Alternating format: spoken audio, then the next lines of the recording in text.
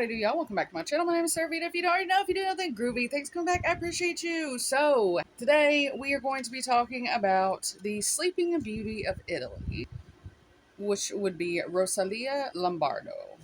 And she was born December the 13th in 1918, and she did pass away just a week shy of her, what would have been her second birthday, which was December the 6th, 1920. And if you don't know that, before I just kind of get into my notes and stuff, like, I, excuse me, I remember seeing her story on, like, Discovery Channel or something like that.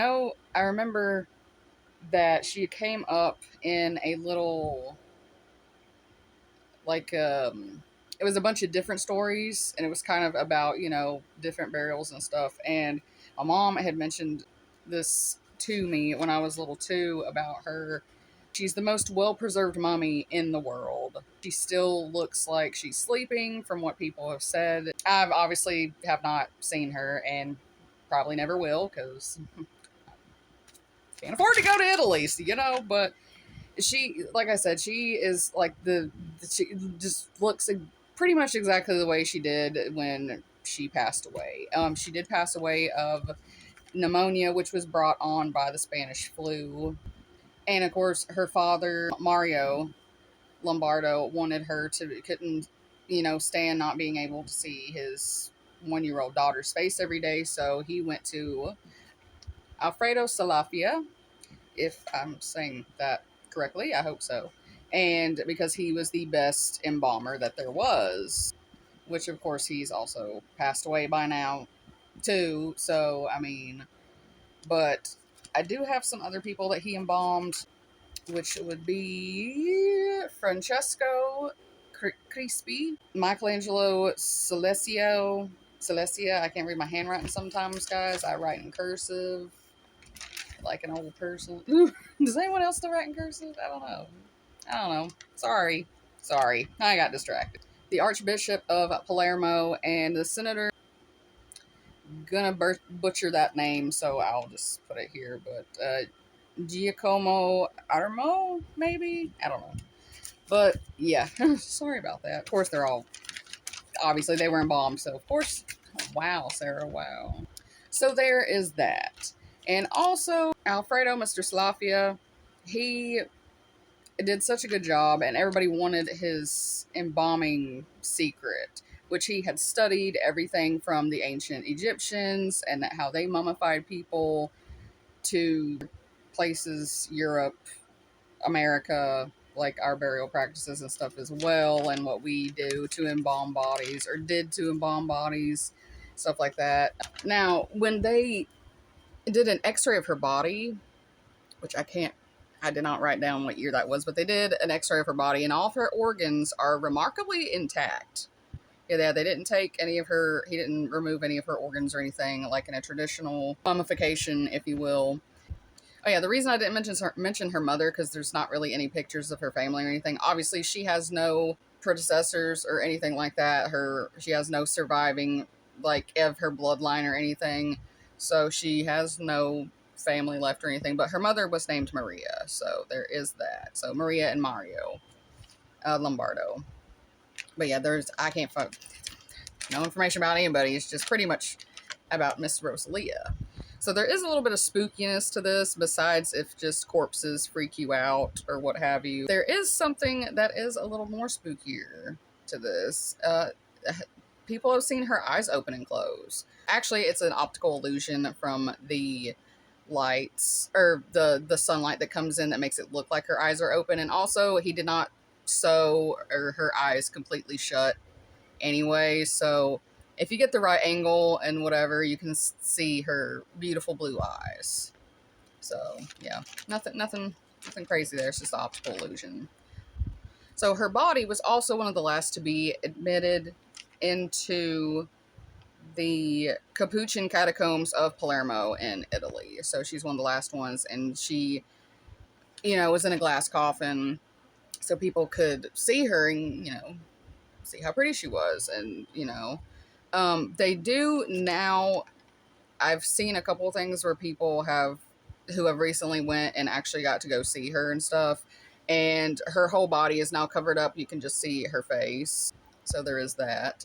I'm not really sure why, but they did in 2009, I believe. Yes, in 2009, she was moved to a less humid part of the catacombs at the end of the street because her skin started to look kind of yellow and waxy. So they moved her and they put her in a hermetically sealed glass coffin with nitrogen gas and stuff. So it kind of helps her from decaying. So now, see, the thing that now we're going to get to the part that really interests me is about Mr. Alfredo here. Okay, so they did find his books, or he had wrote a 30-page little thing, treatsy. He wrote a 30-page treatsy talking about his process, basically. And people say that this is fake, though. Well, not one of them is fake because they found this treatsy. I think they're two different things. And then they say that his daughter or something had him.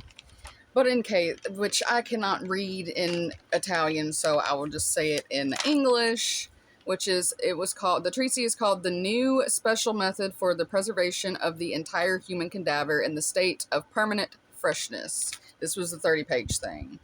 So this man had dedicated his whole life pretty much to studying the process of mummifications and bodies, how they decay, and methods to preserve the corpses, which he did use, the pharmacological substances and chemical preparations, stuff like that.